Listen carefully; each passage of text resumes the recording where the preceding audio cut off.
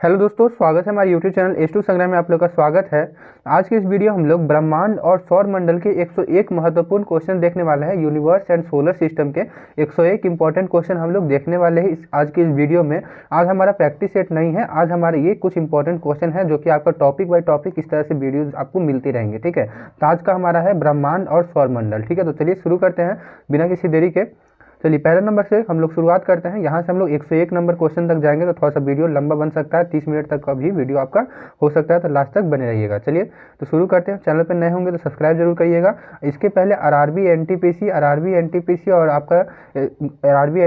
और आपका group D और साथ ही में आपका एसएससी जीडी का भी यहाँ पर सेट कराया गया है, तो उसको आप लोग देख लीजिएगा। दोनों का प्लेलिस्ट का लिंक आपको नीचे डिस्क्रिप्शन में मिल जाएगा, तो वहाँ से आप लोग देख सकते हैं। चलिए शुरू करते हैं। पहला नंबर क्वेश्चन बोलता है कि ब्रह्मांड की उत्पत्ति किस सिद्धांत से मानी जाती है। ब्रह्मांड की उत्पत्ति किस सिद्धांत से मानी जाती है, तो बिग बैंग सिद्धांत, मतलब बिग बैंग थ्योरी से ही आपका ब्रह्मांड की उत्पत्ति हुई है, ये कहा जाता है। ठीक है, ब्रह्मांड की उत्पत्ति किस सिद्धांत से मानी जाती है, तो बिग बैंग सिद्धांत से। ठीक है, सेकंड नंबर क्वेश्चन देखते हैं कि ब्रह्मांड का आकार कैसा है। ब्रह्मांड का आकार कैसा है, तो ब्रह्मांड का आकार जो है अनंत है और फैलता हुआ है। ठीक है, फैलता हुआ है, दोनों तरफ ये खिंचा रहा है। ठीक है, ब्रह्मांड जो है विस्तारित हो रहा है और फैल रहा है, तो वही ये अनंत है उसका भंडार और फैलता हुआ है। ठीक है, आगे बढ़ते हैं। थर्ड नंबर क्वेश्चन बोलता है कि ब्रह्मांड में सबसे बड़ा ग्रह कौन सा है। ठीक है, ब्रह्मांड में सबसे बड़ा ग्रह कौन सा है, तो सबसे बड़ा ग्रह आपका बृहस्पति है। ब्रह्मांड में सबसे बड़ा ग्रह कौन सा है, तो आपका बृहस्पति सबसे बड़ा ग्रह है। फिर बात करते हैं कि ब्लैक होल क्या होता है। ब्लैक होल क्या होता है, तो इसका हो जाता है अत्यधिक गुरुत्वाकर्षण क्षेत्र वाला एक खगोलीय पिंड। ब्लैक होल क्या होता है, ब्लैक होल जो होता है अत्यधिक गुरुत्वाकर्षण वाला एक खगोलीय पिंड होता है। इसमें जो है गुरुत्वाकर्षण बहुत ज़्यादा होता है, वो किसी भी चीज़ को अपने अंदर में संभाल लेता है या फिर ब्लास्ट कर लेता है, अपने आप में बुलाकर उसके बाद ब्लास्ट भी हो जाता है। ये चीज़ें समझ गए। ठीक है, ये जो बिग बैंग थ्योरी है, ठीक है, ये उसी तरह से पहले बिग बैंग थ्योरी में यही बताया गया कि पहले एक जो है यहाँ पे ब्लैक होल ही था, उसका जो है वो ब्लास्ट हुआ, जिसके कारण से जो है आपका इतना सारे ग्रह बने, क्षुद्र ग्रह बने, आपके मून वगैरह सब कुछ बने हैं। ठीक है, चलिए आगे देखते हैं हम लोग, ऐसे सभी क्वेश्चन मिलेंगे आपको। फिर 5 नंबर क्वेश्चन बोलता है कि गैलेक्सी को हिंदी में क्या कहते हैं। गैलेक्सी को हिंदी में क्या कहते हैं, तो आकाश गंगा कहते हैं। ये सब इजी टू हार्ड लेवल आपको क्वेश्चंस यहाँ पे मिलने वाले हैं। ठीक है, तो लास्ट तक बने रहिएगा। ऐसा ना सोचिएगा कि पहले नंबर पे इतना इजी क्वेश्चन है, तो आपको इजी टू हार्ड लेवल के सभी तरह के क्वेश्चन मिलेंगे। 6 नंबर क्वेश्चन है कि हमारी गैलेक्सी का नाम क्या है। हमारी गैलेक्सी का नाम क्या है, तो मिल्की वे गैलेक्सी है, आकाश गंगा नाम है। ठीक है, मिल्की वे गैलेक्सी हमारे गैलेक्सी का नाम है। ठीक है, इसको हिंदी में कहा जाए तो हमारी गैलेक्सी का नाम है मंदाकिनी। मंदाकिनी जो है हमारी गैलेक्सी ही है।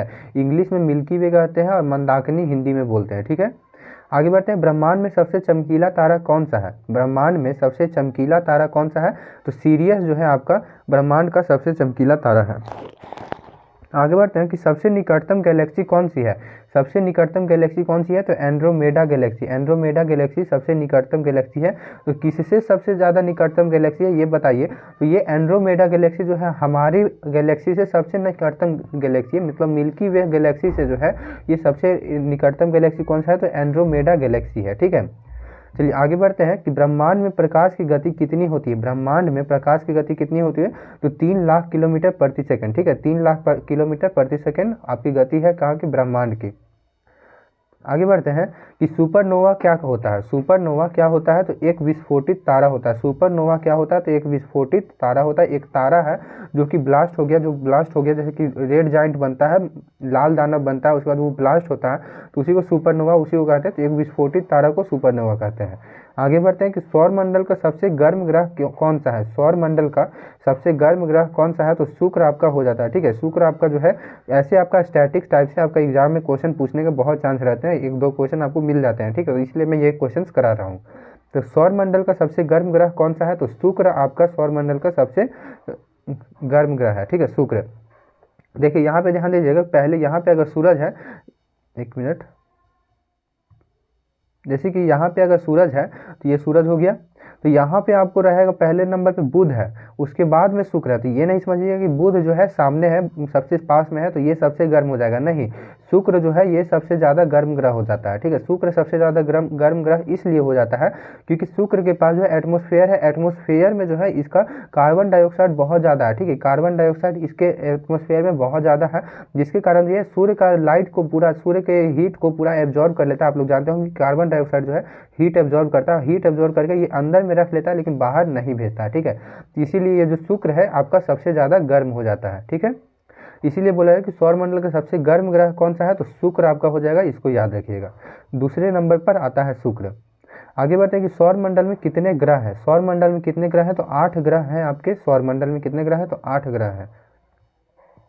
13 नंबर क्वेश्चन है कि सौरमंडल का सबसे छोटा ग्रह कौन सा है। सौरमंडल का सबसे छोटा ग्रह कौन सा है, तो आपका बुध जो है सौरमंडल का आपका सबसे छोटा ग्रह हो जाता है। सौरमंडल का सबसे छोटा ग्रह कौन सा है, तो बुध आपका छोटा ग्रह हो जाता है।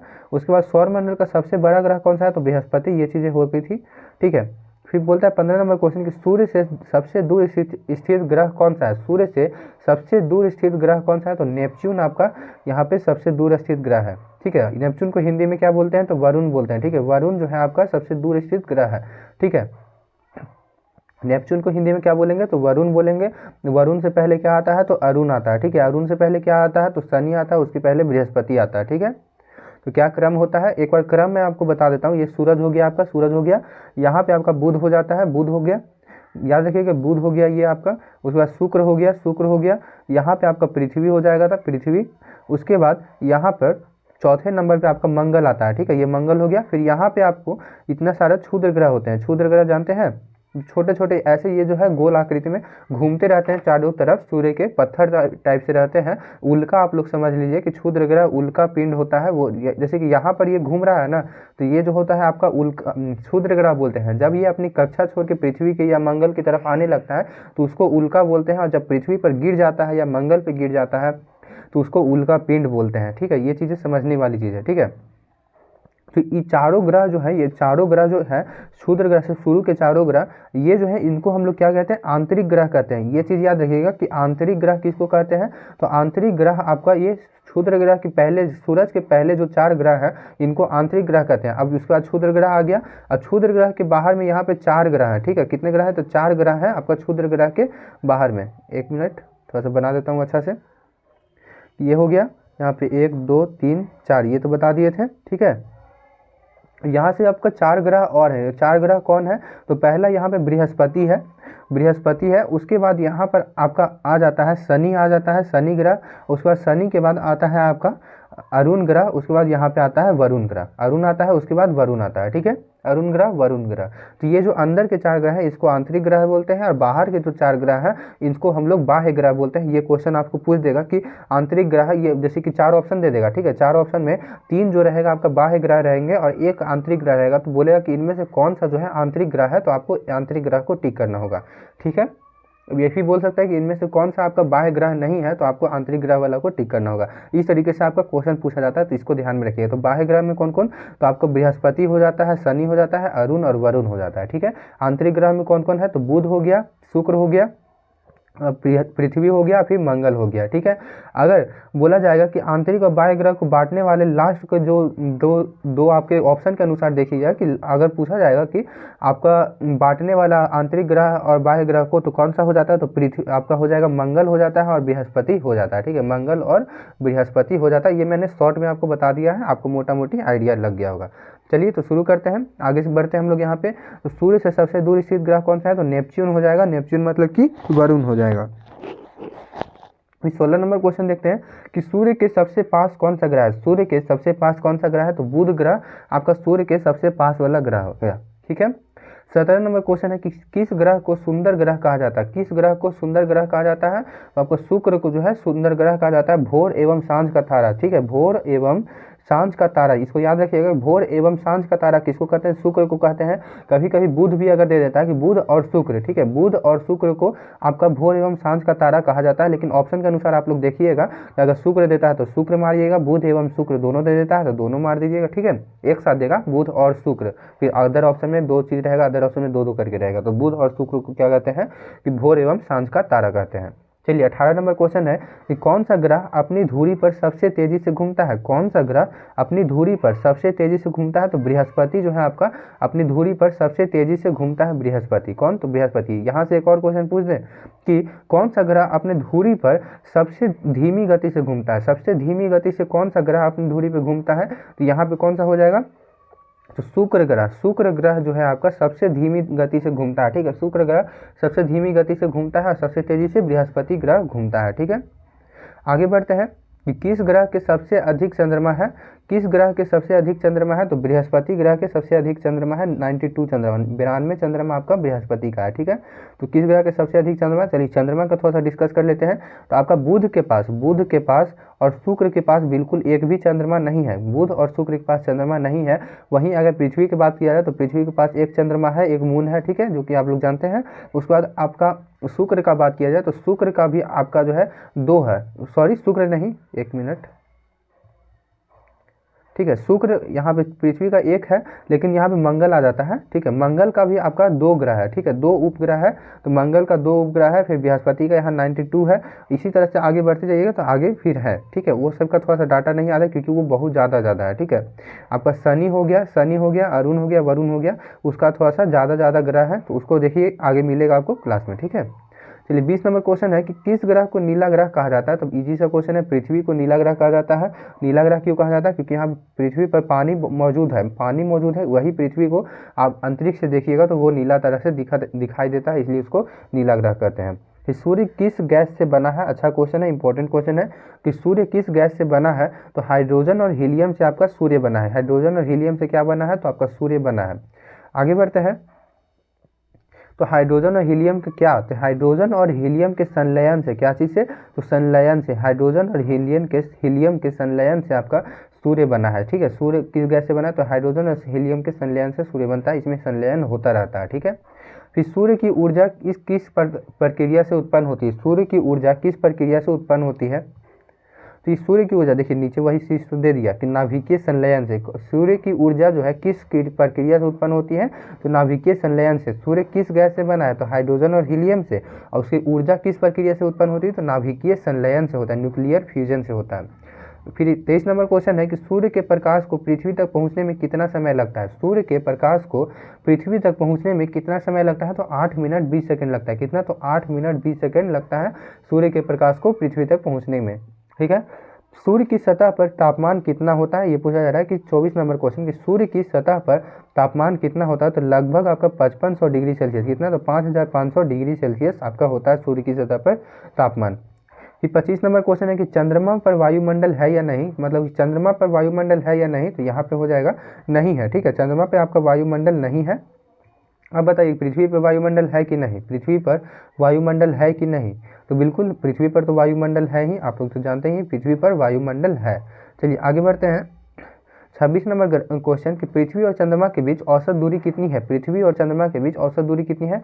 तो 3,84,400 किलोमीटर। इसको डाटा को याद रखिएगा, ये याद रखिएगा, इंपॉर्टेंट, ये क्वेश्चन डायरेक्ट पूछ दिया जाता है। ठीक है, पृथ्वी और चंद्रमा के बीच औसत दूरी कितनी है, तो 3,84,400 किलोमीटर। कितना, तो 3,84,400 किलोमीटर। ठीक है, फिर आगे बढ़ते हैं 27 नंबर क्वेश्चन कि चंद्रमा का गुरुत्वाकर्षण पृथ्वी की तुलना में कितना है, चंद्रमा का गुरुत्वाकर्षण पृथ्वी की तुलना में कितना है। तो 1/6 भाग, 1/6 भाग है। ठीक है, यहाँ पे अगर कोई है 60 kg का व्यक्ति है तो वहाँ पे पृथ्वी पे जाने, मतलब अगर पृथ्वी पर 60 kg किसी का वजन है तो वही चंद्रमा पे जाने के बाद 10 kg उसका वजन हो जाएगा। तो कितना, तो 10 kg। चंद्रमा का गुरुत्वाकर्षण पृथ्वी की तुलना में कितना है, तो 1/6 भाग है। ठीक है, 1/6।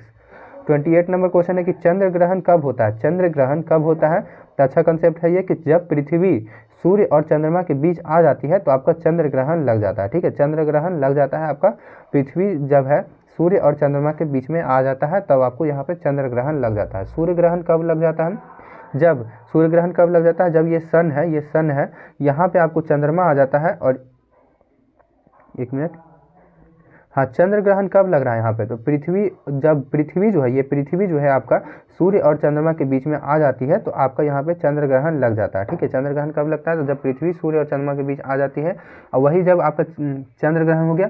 जब सूर्य ग्रहण आपका कब लगेगा, जब ये चंद्रमा जो है आपका पृथ्वी और सूरज के बीच में, जहाँ पे पृथ्वी है, अर्थ है, और यहाँ पे मून है, तो मून आपका अर्थ और सन के बीच में जाकर मून आ जाता है तो यहाँ पे आपका क्या लग जाता है, तो यहाँ पे सूर्य ग्रहण लग जाता है। ठीक है, चलिए आगे बढ़ते हैं। चलिए फिर आता है 29 नंबर क्वेश्चन कि सौर ग्रहण कब होता है। सौर ग्रहण कब होता है, जब चंद्रमा सूर्य और पृथ्वी के बीच आ जाता है। दोनों चीज़ यहाँ पे एक ही साथ क्वेश्चन है कि जब पृथ्वी सूर्य और चंद्रमा के बीच आ जाती है तो चंद्र ग्रहण लग जाता है, और जो सौर ग्रहण कब होता है, तो जब चंद्रमा सूर्य और पृथ्वी के बीच आ जाती है। ठीक है, इसको एक कंसेप्ट से समझिए। ठीक है, कंसेप्ट से समझिए। यहाँ पे सूर्य तो अपनी जगह पे रहेगा। ठीक है, सूर्य अपनी जगह पे रहेगा। पहले ये वाला बताते हैं चंद्र ग्रहण। तो सूर्य अपनी जगह पे रहेगा। जब पृथ्वी जो है चंद्रमा के बीच आ जाती है, यहाँ पे चंद्रमा है, ये आपका सन हो गया, ये आपका मून हो गया, सॉरी ये आपका अर्थ हो गया, ये आपका मून हो गया। ठीक है, तो आप यहाँ पे जब पृथ्वी जो है आपका सूर्य और चंद्रमा के बीच कौन आ जाता है, तो पृथ्वी आ जाता है, तब आपका जो चंद्र ग्रहण लग जाता है। एक और फिगर बना देते हैं, ये सन है, यहाँ पे आपका हो जाएगा 2 फिगर, और यहाँ पे आपका मून हो जाएगा, यहाँ पे आपका अर्थ हो जाएगा। ठीक है, ये चीज़ें हो गई। तो अब जो है यहाँ पे सौर ग्रहण कब लग जाएगा, जब सूरज और पृथ्वी के बीच में जब चंद्रमा आ जाएगा, तब आपका जो यहाँ पे सूर्य ग्रहण हो जाएगा। इसका मतलब क्या हुआ कि सूरज जो है यहाँ देख रहा है। ठीक है, सूरज जो है मून को देख रहा है, लेकिन बीच में अगर पृथ्वी आ गया तो आपका कौन सा लग गया, तो चंद्र ग्रहण लग गया। किसको, सूरज किसको देख रहा है, तो चंद्र को देख रहा है, लेकिन बीच में आ गया पृथ्वी, तो जिसको देख रहा है वो ग्रहण लग गया, तो मतलब चंद्र ग्रहण लग गया। अब सूरज किसको देख रहा है, तो सूरज जो है पृथ्वी को देख रहा है, लेकिन बीच में कौन आ गया, तो आपका मून आ गया, मतलब कि चंद्रमा आ गया, तो आपका यहाँ पे कौन सा ग्रहण लग गया, तो आपका सूर्य ग्रहण लग गया। ठीक है, इसको ध्यान दीजिएगा। चलिए आगे बढ़ते हैं। 30 नंबर क्वेश्चन कि चंद्रमा पर पहला कदम किसने रखा। चंद्रमा पर पहला कदम किसने रखा, तो नील आर्मस्ट्रांग ने रखा था। किसने, तो नील आर्मस्ट्रांग ने 1969 में रखा था। ठीक है, चंद्रमा पर पहला कदम किसने रखा था, तो 1969 में नील आर्मस्ट्रांग ने रखा था। किस ग्रह को लाल ग्रह कहा जाता है, किस ग्रह को लाल ग्रह कहा जाता है, तो मंगल ग्रह को आपका लाल ग्रह कहा जाता है। ठीक है, नीला ग्रह किसे कहा जाता है, तो पृथ्वी को, और लाल ग्रह किसको कहा जाता है, तो मंगल को कहा जाता है। चंद्रमा पर पहला कदम किसने रखा, तो नील आर्मस्ट्रांग ने 1969 में। ठीक है, फिर बोलता है कि मंगल ग्रह पर सबसे बड़ा ज्वालामुखी कौन सा है। मंगल ग्रह पर सबसे बड़ा ज्वालामुखी कौन सा है, तो ओलंपस मॉन्स। ठीक है, कौन सा, तो ओलंपस मॉन्स हो जाएगा आपका मंगल ग्रह पर सबसे बड़ा ज्वालामुखी। ठीक है, फिर कौन सा ग्रह अपनी धुरी पर उल्टा घूमता है, कौन सा ग्रह अपनी धुरी पर उल्टा घूमता है, शुक्र और अरुण। ठीक है, शुक्र और अरुण जो है आपका पृथ्वी की धुरी पर उल्टा घूमता है। ठीक है, तो मंगल ग्रह पर सबसे बड़ा ज्वालामुखी कौन सा है, तो ओलंपस मॉन्स। ठीक है, ज्वालामुखी की बात किया जाए तो ओलंपस मॉन्स आपका मंगल ग्रह पर सबसे बड़ा ज्वालामुखी है। और आपका कौन सा ग्रह धुरी पर उल्टा घूमता है, तो शुक्र और अरुण। याद रखिएगा कि आपका आंतरिक ग्रह का दूसरा नंबर और बाह्य ग्रह का पीछे से दूसरा नंबर, ये दोनों जो है आपका उल्टा घूमता है। ठीक है, तो दोनों 2 नंबर वाला जो आगे से है ये आपका सूरज है, तो सूरज के आपका दूसरा, पहला तो बुध है, दूसरा में शुक्र है, तो ये दूसरा नंबर, और पीछे से आपका दूसरा नंबर, ये दोनों जो है आपका उल्टा घूमता है। इसको याद रखिएगा। इंग्लिश में यूरेनस बोलते हैं शुक्र को आपका वीनस बोलते हैं, शुक्र को वीनस बोलते हैं, और अरुण को जो है यूरेनस बोलते हैं, वरुण को नेपच्यून बोलते हैं। आगे बढ़ते हैं। 34 नंबर क्वेश्चन कि किस ग्रह को रिंग प्लैनेट कहा जाता है। किस ग्रह को रिंग प्लैनेट कहा जाता है, तो शनि को कहा जाता है। शनि को आपका रिंग प्लैनेट कहा जाता है। रिंग प्लैनेट क्यों कहा जाता है, कि शनि है तो इसके चारों तरफ जो है इतने सारे इसके उपग्रह हैं जो कि एक रिंग का फॉर्मेशन कर देता है, जिसके कारण इसको रिंग प्लैनेट भी कहा जाता है। ठीक है, किस ग्रह को चुंबकीय क्षेत्र सबसे मजबूत है। किस ग्रह का चुंबकीय क्षेत्र सबसे मजबूत है, तो आपका बृहस्पति का चुंबकीय क्षेत्र सबसे मजबूत है, आपका बृहस्पति हो जाएगा। ठीक है, बृहस्पति का चुंबकीय क्षेत्र सबसे मजबूत होता है।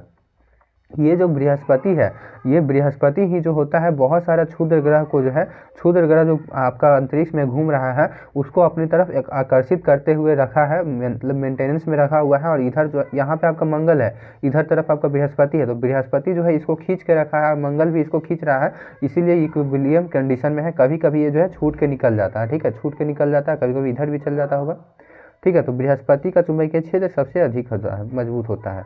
फिर 36 नंबर क्वेश्चन है कि कौन सा ग्रह सबसे ज़्यादा झुका हुआ है, कौन सा ग्रह सबसे ज़्यादा झुका हुआ है। तो अरुण आपका सबसे ज़्यादा झुका हुआ है, यूरेनस जो है आपका सबसे ज़्यादा झुका हुआ है। फिर नेपच्यून को कौन सा ग्रह भी कहा जाता है, नेपच्यून को कौन सा ग्रह कहा जाता है, तो ब्लू प्लैनेट भी कहा जाता है, नीला ग्रह भी आपको नेपच्यून को कहा जा सकता है, ठीक है। फिर 38 नंबर क्वेश्चन है कि सौर मंडल का सबसे ठंडा ग्रह कौन सा है, सौर मंडल का सबसे ठंडा ग्रह कौन सा है, तो नेपच्यून हो जाएगा, सौर मंडल का सबसे ठंडा ग्रह नेपच्यून हो जाएगा, ठीक है। यहाँ पे थोड़ा सा कंफ्यूजन होता है कि सौर मंडल का सबसे ठंडा ग्रह कौन सा हो जाता है, तो यहाँ पे अगर ऑप्शन के अनुसार है कि नेपच्यून भी हो सकता है या फिर यहाँ पे आपका यूरेनस भी है, ठीक है, यूरेनस भी है। इसको थोड़ा सा देख लीजिएगा आप लोग डाटा में, ठीक है, आप लोग गूगल पे थोड़ा सर्च करके देख लीजिएगा। नेपच्यून ऐसे कहीं कहीं दे देता है, कहीं कहीं यूरेनस दे देता है, ठीक है। तो सौर मंडल का सबसे ठंडा ग्रह में आपका नेपच्यून भी हो सकता है, यूरेनस भी, ठीक है। तो ज़्यादा चांस है कि यूरेनस होता है, ठीक है। यूरेनस माने कि आपका अरुण होता है ज़्यादा, क्योंकि यहाँ पे एक रीजन समझिएगा कि रीजन क्या है। तो कौन सा ग्रह सबसे ज़्यादा झुका हुआ है, तो अरुण, तो ये झुका हुआ है, इसके कारण ये सबसे ज़्यादा ठंडा ग्रह में आ जाता है, ठीक है। सबसे ज़्यादा ठंडा ग्रह में आने का कारण है कि सबसे ज़्यादा झुका हुआ है, जिसके कारण इस पर पृथ्वी सूरज का रोशनी अच्छा से नहीं पड़ता है, इसीलिए ये सबसे ज़्यादा आपका ठंडा ग्रह में आ सकता है। और सबसे ठंडा ग्रह में नेपच्यून को भी इसलिए बोल दिया जाता है क्योंकि ये सबसे आपका लास्ट वाला ग्रह है, सबसे आखिरी में ये नेपच्यून है, इसीलिए इसको भी बोल दिया जाता है। फिर 39 नंबर क्वेश्चन है कि किस ग्रह को बौना ग्रह कहा जाता है, किस ग्रह को बौना ग्रह कहा जाता है, तो प्लूटो को आपका बौना ग्रह कहा जाता है। प्लूटो को क्या कहा जाता है, तो बौना ग्रह कहा जाता है। फिर धूमकेतु किससे बने होते हैं, धूमकेतु किससे बने होते हैं, तो बर्फ, गैस और धूल से। किससे, तो धूमकेतु जो है आपका, धूमकेतु किससे बने होते हैं, तो बर्फ से, गैस से और धूल के मिश्रण से बने हुए होते हैं, ठीक है। 41 नंबर क्वेश्चन देखते हैं कि हेली धूमकेतु कितने वर्षों बाद दिखाई देता है। बहुत अच्छा क्वेश्चन है कि हेली धूमकेतु कितने वर्षों बाद दिखाई देता है, तो 76 साल बाद दिखाई देता है। कितने साल, तो 76 साल बाद आपको हेली धूमकेतु आपको दिखाई देता है। फिर बोल रहा है कि अंतरिक्ष यात्री के लिए पहला भारतीय कौन था, ठीक है। अंतरिक्ष यात्रा के लिए, अंतरिक्ष यात्री के लिए पहला भारतीय कौन था, तो राकेश शर्मा है, ठीक है। राकेश शर्मा पहली बार अंतरिक्ष में गए थे। भारत की अगर बात किया जाए तो भारत में कौन, तो राकेश शर्मा हो जाएगा। आगे बढ़ते हैं कि सबसे पहला उपग्रह कौन सा था, सबसे पहला उपग्रह कौन सा था, तो स्पुतनिक 1, ठीक है। स्पुतनिक 1 आपका सबसे पहला उपग्रह हो जाता है कौन, तो स्पुतनिक 1 आपका सबसे पहला उपग्रह था, ठीक है। रूस ने भेजा था 1957 में, रूस ने 1957 में स्पुतनिक 1 को भेजा था, जो कि हमारा सबसे पहला उपग्रह हो गया, ठीक है। आर्टिफिशियल सैटेलाइट बोल सकते हैं, कृत्रिम उपग्रह बोल सकते हैं, ठीक है। फिर उपग्रह तो ऐसे चंद्रमा को ही बोलते हैं, लेकिन कृत्रिम इसको उपग्रह बोलेंगे, ठीक है। 44 नंबर बोलेगा कि भारत का पहला उपग्रह कौन सा था। भारत का पहला उपग्रह, कृत्रिम उपग्रह, आर्टिफिशियल सैटेलाइट जो हो गया, कि भारत का पहला उपग्रह कौन सा था, तो आर्यभट्ट था, आर्यभट्ट था। इसका क्या कब लॉन्च किया गया था, तो 1975 में, 1975 में आपका आर्यभट्ट, 1957 में आपका स्पुतनिक 1 रूस के द्वारा, ठीक है, भारत के द्वारा आर्यभट्ट। फिर 45 नंबर है कि अंतरिक्ष में जाने वाली पहली महिला कौन थी, अंतरिक्ष में जाने वाली पहली महिला कौन थी, तो आपका वेलेंटीना तेरेसोकोवा था, ठीक है। वेलेंटीना तेरेसोकोवा था। ये आपका क्या है, तो ये पूरे विश्व की बात किया जा रहा है, विश्व में सबसे पहली महिला जो अंतरिक्ष में जाने वाली थी, तो इसको कौन है, तो वेलेंटीना तेरेस्कोवा, ठीक है, वेलेंटीना तेरेस्कोवा हो जाएगा। 46 नंबर क्वेश्चन है कि अंतरिक्ष में जाने वाले पहले व्यक्ति कौन था, पहला व्यक्ति कौन था अंतरिक्ष में जाने वाला, तो यूरी गगारिन, रूस के व्यक्ति थे, ये 1961 में गए थे, ठीक है। 1961 में आपका अंतरिक्ष में जाने वाले पहले व्यक्ति यूरी गगारिन था, ठीक है। यूरी गगारिन रूस के व्यक्ति थे, ठीक है। अंतरिक्ष में जाने वाली पहली महिला कौन, तो वेलेंटीना तेरेस्कोवा। और व्यक्ति अगर पूछा जाए, इंसान मर्द अगर पूछा जाए, पुरुष पूछा जाए, तो यूरी गागरिन हो जाएगा, ठीक है, यूरी गगारिन। फिर अंतर्राष्ट्रीय अंतरिक्ष स्टेशन ISS में जाने वाली पहली भारतीय महिला कौन थी। अंतर्राष्ट्रीय अंतरिक्ष स्टेशन ISS, अंतर्राष्ट्रीय अंतरिक्ष स्टेशन में जाने वाली पहली भारतीय कौन थी, तो आपका कल्पना चावला थी। कल्पना चावला आपकी पहली भारतीय थी जो ISS में गई थी, ठीक है, अंतर्राष्ट्रीय अंतरिक्ष स्टेशन में, ठीक है।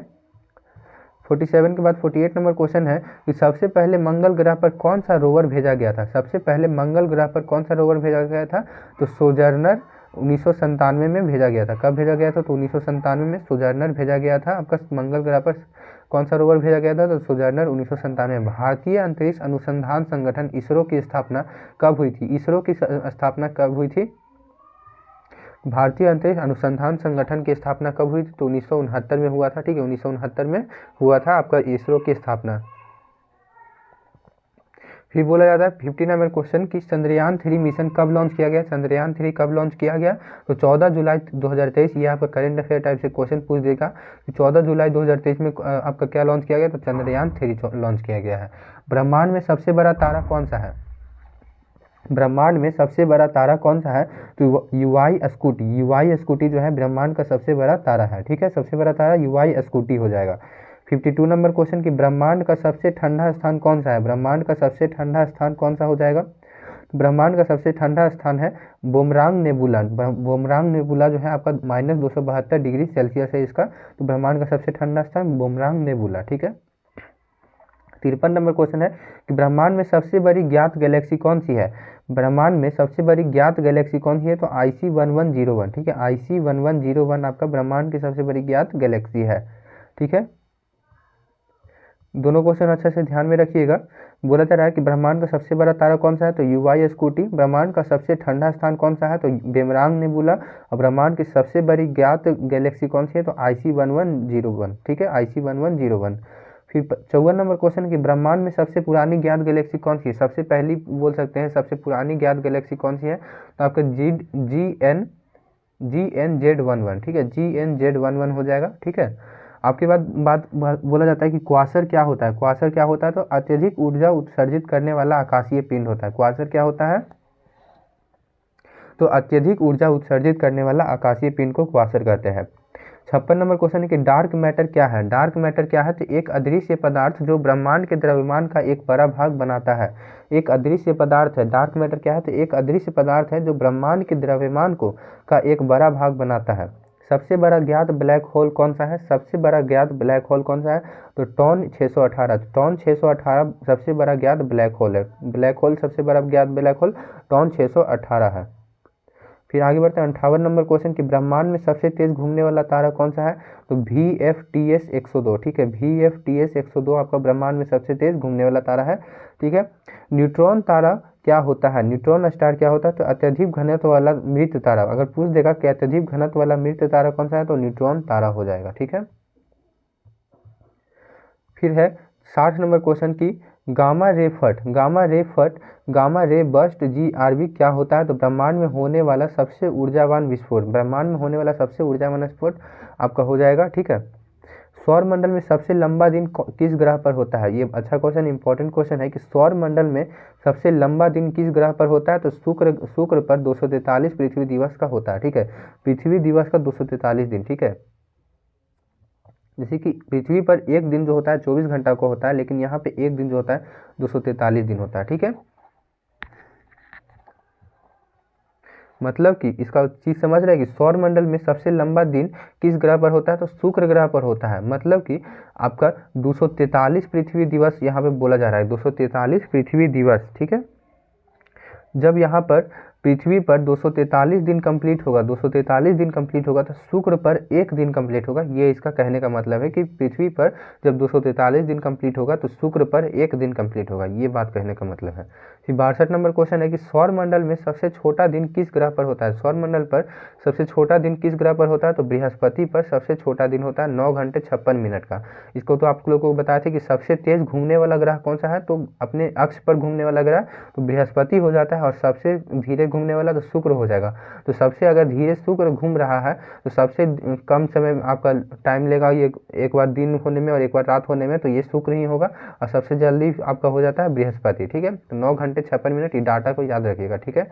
243 दिन पृथ्वी दिवस लगता है शुक्र को। चलिए आगे बढ़ते हैं 63 नंबर क्वेश्चन कि कौन सा ग्रह सूर्य के चारों ओर अपनी कक्षा बदलता रहता है। कौन सा ग्रह सूर्य के चारों ओर अपनी कक्षा बदलता रहता है, तो प्लूटो जो है आपका कक्षा बदलते रहता है।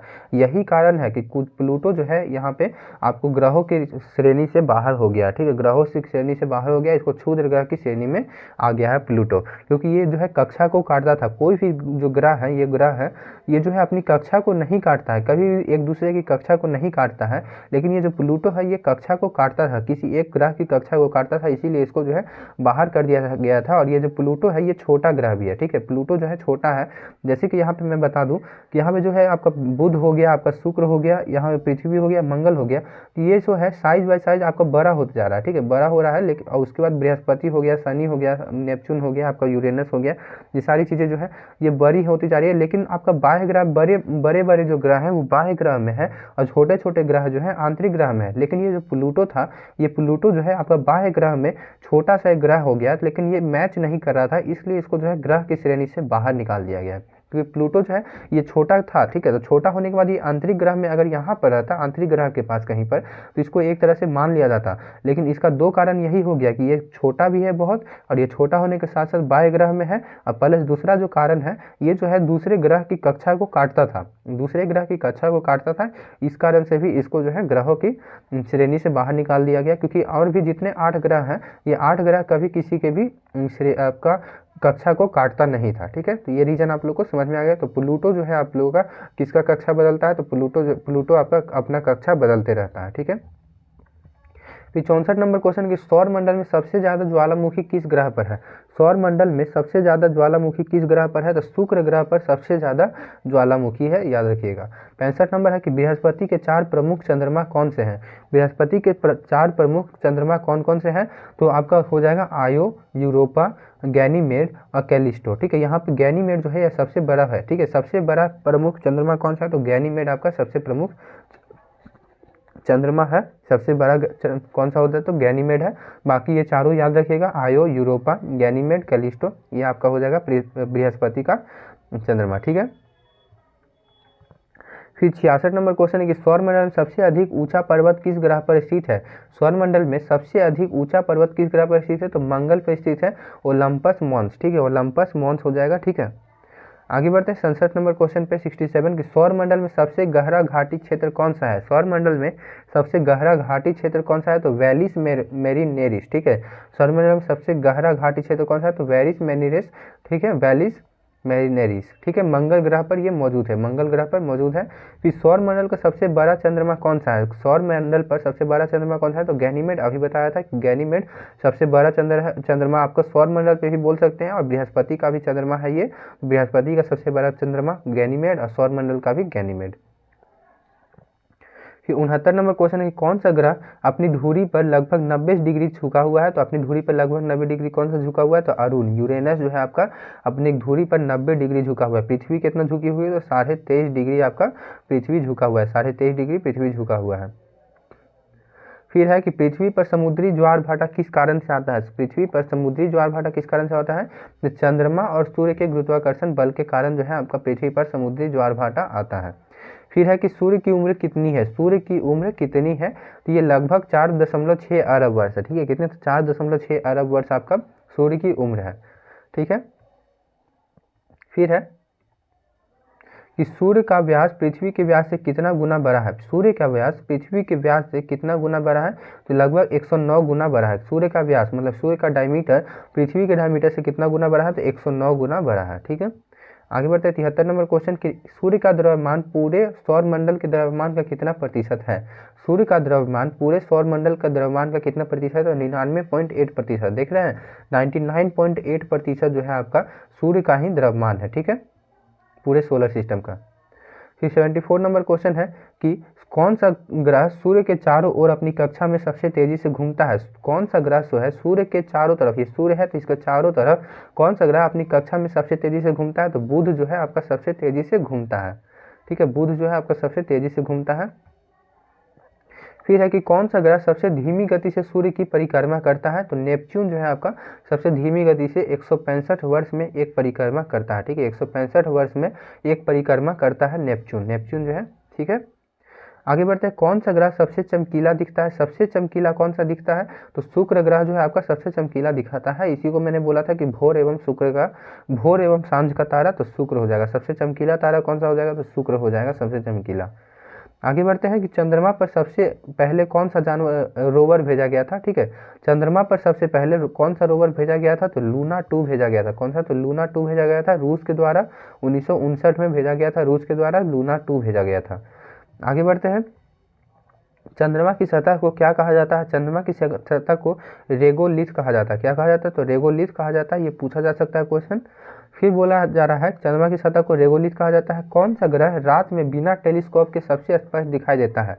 कौन सा ग्रह रात में बिना टेलीस्कोप के सबसे स्पष्ट दिखाई देता है? तो शुक्र दिखाई देता है, क्योंकि ये सबसे चमकीला ग्रह होता है। ठीक है,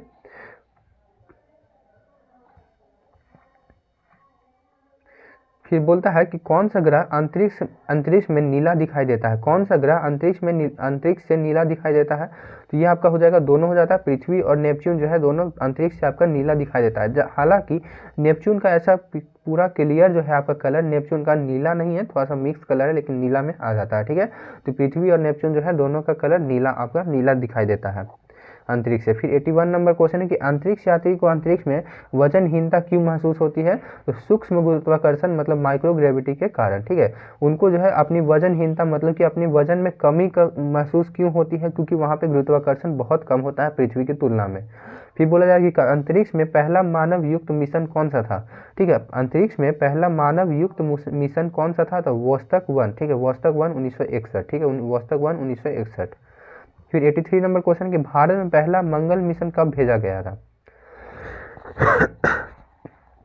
सॉरी, भारत ने पहला मंगल मिशन कब भेजा था? तो 2013 में मंगलयान भेजा था। ठीक है, फिर है कि भारत ने पहला चंद्र मिशन कब भेजा था?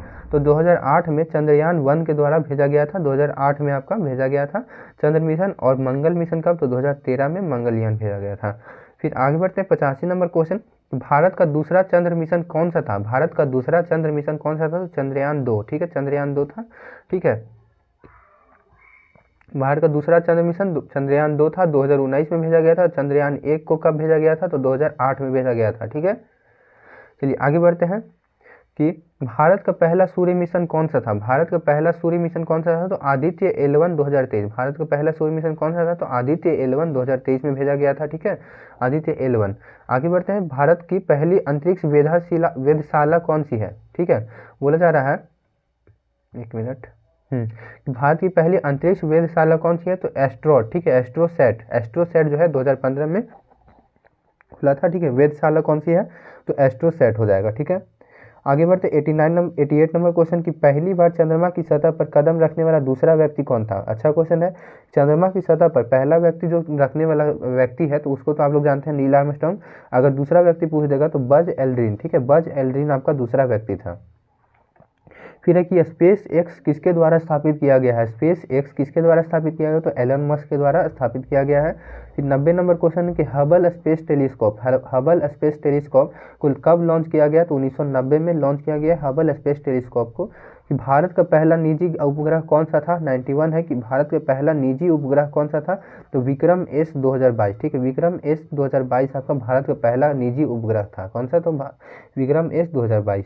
फिर उसके बाद बोला जाता है कि सौर मंडल के ग्रहों के नाम किस भाषा से लिए गए हैं? सौर मंडल के ग्रहों का नाम किस भाषा से लिए गए हैं? बहुत अच्छा है कि लैटिन और ग्रीक से लिए गए हैं। ठीक है, लैटिन और ग्रीक से लिए गए हैं सौर मंडल के ग्रहों के नाम को। ठीक है, अगर यहाँ पे बोल देगा लैटिन और ग्रीक, ठीक है, और ये जो वीनस, जैसे कि इंग्लिश में नाम आप लोग जानते हैं कि मरकरी है, फिर से वीनस है, फिर से आपका अर्थ हो गया, अर्थ तो नहीं है कुछ, लेकिन अर्थ हो गया, उसके बाद मार्स हो गया, तो यहाँ पे मरकरी हो गया, वीनस हो गया, ये जो है आपका किसी देवता का नाम है। ठीक है, देवता का नाम है जो कि लैटिन और ग्रीक लोगों के मान्यता में आते हैं। ठीक है, फिर 93 नंबर क्वेश्चन है कि खगोल विज्ञान का जनक किसे कहा जाता है? खगोल विज्ञान का जनक किसे कहा जाता है? इंपॉर्टेंट क्वेश्चन, गैलीलियो गैलीली को कहा जाता है। गैलीलियो गैलीली को क्या कहा जाता है? तो खगोल विज्ञान का जनक कहा जाता है। सबसे पहले ग्रहों की कक्षाओं का अध्ययन किसने किया था? सबसे पहले ग्रहों का कक्षाओं का अध्ययन किसने किया था? जोहान्स केपलर ने किया था। किसने? जोहान्स केपलर ने किया था सबसे पहले ग्रहों का अध्ययन। फिर बोला जाता है कि जीपीएस ग्लोबल पोजिशनिंग सिस्टम कितने उपग्रहों पर कार्य करता है? जीपीएस जो है कितने उपग्रहों पर कार्य करता है? तो 24 उपग्रह पर काम करता है। 24 उपग्रह पर क्या काम करता है? तो जीपीएस। फिर 96 नंबर क्वेश्चन है कि ब्रह्मांड में सबसे ज़्यादा गैस कौन सी पाई जाती है? ब्रह्मांड में सबसे ज़्यादा गैस कौन सी पाई जाती है? तो हाइड्रोजन गैस आपको सबसे ज़्यादा ब्रह्मांड में पाई जाती है। 97 नंबर क्वेश्चन कि पृथ्वी से सूर्य की औसत दूरी कितनी होती है? पृथ्वी से सूर्य की औसत दूरी कितनी होती है? तो 15 करोड़ किलोमीटर होती है। 15 करोड़ किलोमीटर पृथ्वी से सूर्य की औसत दूरी होती है।